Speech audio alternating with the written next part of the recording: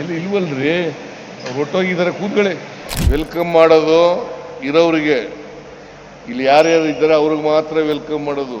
ಮನೇಲಿ ಕೂತಿರೋರ್ಗೆಲ್ಲ ವೆಲ್ಕಮ್ ಮಾಡಕ್ಕಾಗಲ್ಲ, ವೆಲ್ಕಮ್ ಮಾಡಕ್ಕಾಗಲ್ಲ. ಕ್ಷಮಿಸ್ಬೇಕು.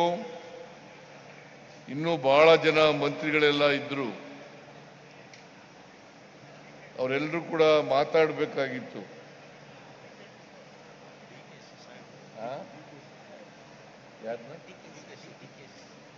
ಎಲ್ಲಿ ಇಲ್ವಲ್ರಿ, ಒಟ್ಟೋಗಿದ್ದಾರೆ, ಕೂತ್ಕೊಳ್ಳಿ. ಲಾಯರು DK ಶಿವಕುಮಾರ್ ಹೊರಟೋದ್ರು ಬೆಂಗಳೂರಿಗೆ. ಯಾವಾಗಲೂ ಇರೋರ ಹೆಸರು ಹೇಳಬೇಕು ಹೊರತು ಹೊರಟೋದವ್ರ ಹೆಸರು ಹೇಳಕ್ಕಾಗಲ್ಲ. ವೆಲ್ಕಮ್ ಮಾಡೋದು ಇರೋರಿಗೆ, ಇಲ್ಲಿ ಯಾರ್ಯಾರು ಇದ್ದಾರೆ ಅವ್ರಿಗೆ ಮಾತ್ರ ವೆಲ್ಕಮ್ ಮಾಡೋದು. ಮನೇಲಿ ಕೂತಿರೋರ್ಗೆಲ್ಲ ವೆಲ್ಕಮ್ ಮಾಡಕ್ಕಾಗಲ್ಲ. ಗೊತ್ತಾಯ್ತಾ? ನೀವು ವಕೀಲರು ಸ್ವಲ್ಪ ಅರ್ಥ ಮಾಡ್ಕೋಬೇಕು ಇವೆಲ್ಲನೂ.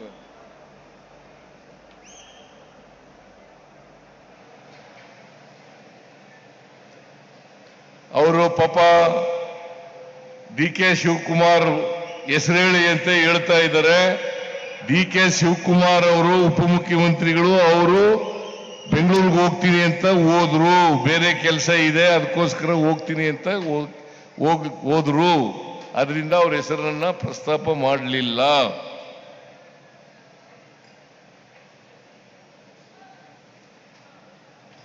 ಬಹಳ ಜನ ಮಂತ್ರಿಗಳು, ಪರಮೇಶ್ವರ್ ಅವರು, ಜಾರ್ಜ್ ಅವರು, ಮುನಿಯಪ್ಪನವರು, ದಸನಾಪುರ್ ಅವರು, ತಂಗಡಿಗಿ ಅವರು, ರಹೀಂ ಖಾನ್ ಅವರು, ಇವರೆಲ್ಲರೂ ಕೂಡ, ಆಮೇಲೆ ನಮ್ಮ ತನ್ವೀರ್ ಸೇಠ್ ಅವರು ಎಲ್ಲರೂ ಮಾತಾಡಬೇಕಾಗಿತ್ತು. MLAಗಳು ಕೂಡ ಮಾತಾಡಬೇಕಾಗಿತ್ತು. ಆದರೆ ಸಮಯದ ಅಭಾವದಿಂದ ಅವ್ರು ಯಾರು ಕೂಡ ಮಾತಾಡಲಿಕ್ಕೆ ಹೋಗ್ಲಿಲ್ಲ. ಮತ್ತೆ ಖರ್ಗೆ ಅವರು ವಾಪಸ್ ಹೋಗ್ಬೇಕಾಗಿರೋದ್ರಿಂದ ಈ ಎಲ್ಲ ಕಾರಣಗಳಿಗಾಗಿ ಅವ್ರು ಯಾರು ಕೂಡ ಮಾತಾಡಲಿಲ್ಲ. ಅವರು ಮಾತಾಡಿಸ್ಲಿಲ್ಲ ಅಂತೇಳಿ ಯಾರು ತಪ್ಪು ತಿಳ್ಕೋಬಾರದು ಅಂತೇಳಿ ಅವರಲ್ಲಿ ಮನವಿಯನ್ನು ಮಾಡಲಿಕ್ಕೆ ಬಯಸ್ತಾ ಇದ್ದೇನೆ. ಇವತ್ತು ಮೈಸೂರು ಜಿಲ್ಲೆಯಲ್ಲಿ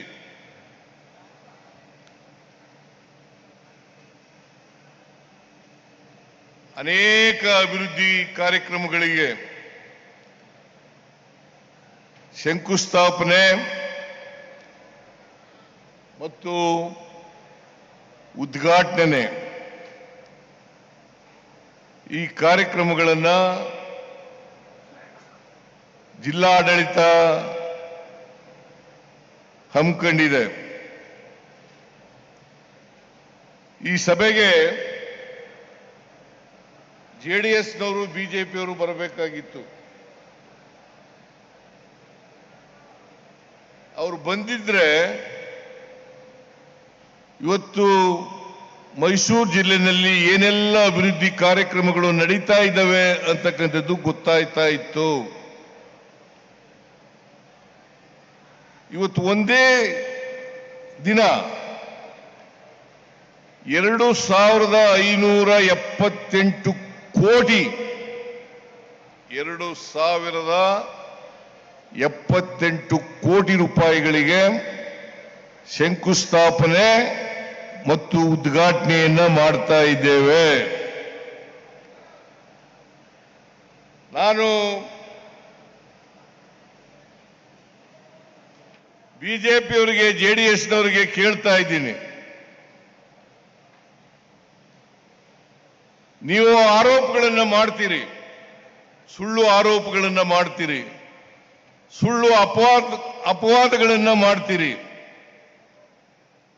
ನಾನು ಅನೇಕ ಬಾರಿ ಹೇಳಿದ್ದೀನಿ, ನಿಮಗೆ ಸತ್ಯ ಗೊತ್ತಾಗಬೇಕು ಅಂತಂದ್ರೆ,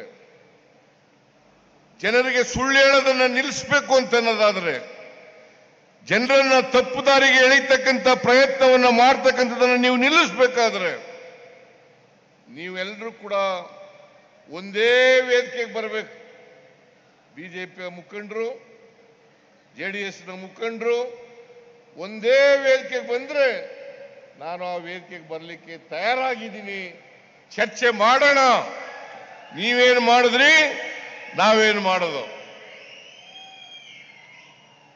ನೀವೇನು ಮಾಡಿದ್ರಿ, ನಾವೇನು ಮಾಡೋದು ಅಂತಕ್ಕಂಥದ್ದನ್ನು ಚರ್ಚೆ ಮಾಡೋಣ. ಇವತ್ತು ಅಭಿವೃದ್ಧಿ ಕಾರ್ಯಕ್ರಮಗಳಿಗೆ ಹಣ ಇಲ್ಲದೆ ಹೋಗಿದ್ರೆ ಬಿಜೆಪಿಯವರು ಹೇಳ್ತಾರೆ ಗ್ಯಾರಂಟಿ ಯೋಜನೆಗಳನ್ನ ಜಾರಿ ಕೊಟ್ಟು ಅಭಿವೃದ್ಧಿ ಕಾರ್ಯಕ್ರಮಗಳಿಗೆ ಹಣ ಇಲ್ಲ, ಖಜಾನೆ ಖಾಲಿಯಾಗಿದೆ, ರಾಜ್ಯ ಸರ್ಕಾರ ದಿವಾಳಿಯಾಗಿದೆ. ದಿವಾಳಿಯಾಗಿದ್ರೆ, ಖಜಾನೆ ಖಾಲಿಯಾಗಿದ್ರೆ ಇವತ್ತು 2578 ಕೋಟಿ 2578 ಕೋಟಿ ರೂಪಾಯಿಗಳಿಗೆ ಶಂಕುಸ್ಥಾಪನೆ ಉದ್ಘಾಟನೆಯನ್ನು ಮಾಡಲಿಕ್ಕೆ ಆಗ್ತಾ ಇರಲಿಲ್ಲ. ಬೇಕಾದ್ರೆ ನೀವು ವೆರಿಫೈ ಮಾಡಬಹುದು, ಯಾರು ಬೇಕಾದ್ರೂ ವೆರಿಫೈ ಮಾಡಬಹುದು. ಮೈಸೂರು ನಗರದಲ್ಲಿ ಬಿಜೆಪಿ ಒಬ್ಬ ಶಾಸಕರಿದ್ದಾರೆ, ಹುಣಸೂರಿನಲ್ಲಿ ಜೆಡಿಎಸ್ ಶಾಸಕರಿದ್ದಾರೆ.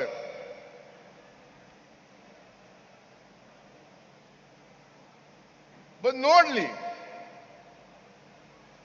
ಚಾಮುಂಡೇಶ್ವರಿನಲ್ಲಿ ಜೆಡಿಎಸ್ ಶಾಸಕರಿದ್ದಾರೆ, ಬಂದು ನೋಡ್ಲಿ. ಈ ಎಲ್ಲ ಅಭಿವೃದ್ಧಿ ಕಾರ್ಯಕ್ರಮಗಳನ್ನು ಮಾಡ್ತಾ ಇದ್ದೀವಾ ಇಲ್ವಾ? ಇದು ಸರ್ಕಾರಿ ಕಾರ್ಯಕ್ರಮ. ಜನರಿಗೆ ಸುಳ್ಳು ಹೇಳಲಿಕ್ಕೆ ಸಾಧ್ಯ. ಕೂತ್ಕೊಳ್ರಿ, ಅವ್ರು ಯಾರವ್ರು? ಕೂತ್ಕೊಳ್ಳಯ್ಯ.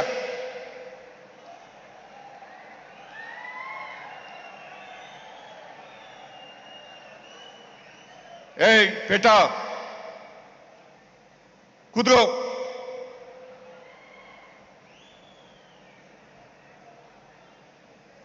ಇಪ್ಪತ್ತು 25 ನಿಮಿಷ ಕೂತ್ಕೊಳ್ಳಿ. ನೀವೆಲ್ಲ ಇಷ್ಟೊಂದು ಖರ್ಚು ಮಾಡಿ, ಜಿಲ್ಲಾ ಆಡಳಿತದವರು ಖರ್ಚು ಮಾಡಿ ಇಷ್ಟೊಂದು 2578 ಕೋಟಿ ರೂಪಾಯಿಗಳನ್ನ ಹೆಚ್ಚಾಗಿ ಮೈಸೂರು ನಗರದಲ್ಲಿ ಖರ್ಚು ಮಾಡಿ ನಿಮಗೋಸ್ಕರ ಈ ಕಾರ್ಯಕ್ರಮವನ್ನು ಹಮ್ಮಿಕೊಂಡಿರ್ತಕ್ಕಂಥದ್ದು. ನಿಮ್ಮ ಮುಂದೆ ಇಡಬೇಕು, ನಿಮ್ಮ ಮುಂದೆ ಇಡಬೇಕು. ನಮ್ಮ ಸರ್ಕಾರ ಅಧಿಕಾರಕ್ಕೆ ಬಂದು 2 ವರ್ಷ 1 ತಿಂಗಳಾಯ್ತು. ಈ 2 ವರ್ಷದಲ್ಲಿ ನಾವೇನೇನು ಮಾಡಿದ್ದೀವಿ ಅನ್ನೋದನ್ನ ಜನರ ಮುಂದೆ ಇಡಬೇಕು, ಜನ ಅರ್ಥ ಮಾಡ್ಕೋಬೇಕು. ಅದಕ್ಕೋಸ್ಕರವಾಗಿ ಈ ಕಾರ್ಯಕ್ರಮವನ್ನು ಮಾಡಿರ್ತಕ್ಕಂಥದ್ದು. ಭಾರತೀಯ ಜನತಾ ಪಕ್ಷದವರು, ಜೆಡಿಎಸ್ನವರು ಹೇಳ್ತಾರೆ ಸಿದ್ದರಾಮಯ್ಯನವರ ಶಕ್ತಿ ಪ್ರದರ್ಶನ. ಸಿದ್ದರಾಮಯ್ಯನವರ ಶಕ್ತಿ ಪ್ರದರ್ಶನವನ್ನು ಮಾಡಲಿಕ್ಕೋಸ್ಕರ ಈ ಕಾರ್ಯಕ್ರಮವನ್ನು ಮಾಡಿದ್ದಾರೆ. ಇದು ಶಕ್ತಿ ಪ್ರದರ್ಶನವಲ್ಲ, ಅಭಿವೃದ್ಧಿಯ ಶಕ್ತಿಯನ್ನು ನಿಮ್ಮ ಮುಂದೆ ಇಡ್ಲಿಕ್ಕೋಸ್ಕರವಾಗಿ ನಾವು ಮಾಡಿರ್ತಕ್ಕಂಥ ಕಾರ್ಯಕ್ರಮ ಅಂತಕ್ಕಂಥದ್ದನ್ನು ಹೇಳಲಿಕ್ಕೆ ಬಯಸ್ತಾ ಇದ್ದೇನೆ. ಮತ್ಸರ ಇರಬೇಕು, ಆದರೆ ಈ ಮಟ್ಟದಲ್ಲಿ ಮತ್ಸರ ಇರಬಾರದು. ಬಿಜೆಪಿಯವರು, ಜೆಡಿಎಸ್ನವರು ಇದಾರಲ್ಲ, ಅವರು ಸಹಿಸ್ಕೊಳ್ಳಕ್ಕಾಗಲ್ಲ. ಅವರು ಸಹಿಸ್ಕೊಳ್ಳಕ್ಕಾಗದೇನೆ ಸುಳ್ಳುಗಳನ್ನು ಹೇಳಿ ಜನರನ್ನ ದಾರಿ ತಪ್ಪಿಸ್ತಕ್ಕಂಥ ಕೆಲಸವನ್ನ ಮಾಡ್ತಾ ಇದ್ದಾರೆ. ನಾನು ಹೇಳ್ತೀನಿ, ನೀವು 5 ವರ್ಷ ಅಧಿಕಾರದಲ್ಲಿದ್ರಿ. ಹಿಂದೆ 2008ರಿಂದ 13ರವರೆಗೆ ಅಧಿಕಾರದಲ್ಲಿದ್ರಿ. ಆಮೇಲೆ 2019ರಿಂದ 23ರವರೆಗೂ ಅಧಿಕಾರದಲ್ಲಿದ್ರಿ. ನೀವು ಮೈಸೂರು ನಗರಕ್ಕೆ ಏನು ಮಾಡಿದ್ರಿ? ನಮ್ಮ DK ಶಿವಕುಮಾರ್ ಹೇಳ್ತಾ ಇರ್ತಾರೆ, ಸಾಕ್ಷಿ ಗುಡ್ಡ ಬಿಟ್ಟೋಗಿದ್ದೀರಾ. ಏನ್ ಸಾಕ್ಷಿ ಗುಡ್ಡ ಬಿಟ್ಟೋಗಿದ್ದೀರಪ್ಪ ನೀವು? ಏನಾದ್ರು ಮಾಡಿದ್ರೆ ಹೇಳಿ. 4 ವರ್ಷಗಳ ಅಧಿಕಾರದಲ್ಲಿದ್ರೆ ನೀವು, ಅದು ಜನರ ಆಶೀರ್ವಾದದಿಂದ ನೀವು ಅಧಿಕಾರಕ್ಕೆ ಬಂದದ್ದಲ್ಲ. 2008ರಲ್ಲಿ ಅಧಿಕಾರಕ್ಕೆ ಬಂದದ್ದು, 2023ರಲ್ಲಿ ಅಧಿಕಾರಕ್ಕೆ ಬಂದದ್ದು ಅಲ್ಲ, 2018ರಲ್ಲಿ ಅಧಿಕಾರಕ್ಕೆ ಬಂದದ್ದು. ನೀವು ಹಿಂಬಾಗಲಿನಿಂದ ಬಂದಿದ್ದೀರ ಹೊರತು ಜನರ ಆಶೀರ್ವಾದವನ್ನು ಪಡ್ಕೊಂಡು ಅಧಿಕಾರಕ್ಕೆ ಬಂದಿಲ್ಲ. ಆಪರೇಷನ್ ಕಮಲ ಮಾಡಿ ಅಧಿಕಾರಕ್ಕೆ ಬಂದಿರತಕ್ಕಂಥದ್ದು ಇವರು.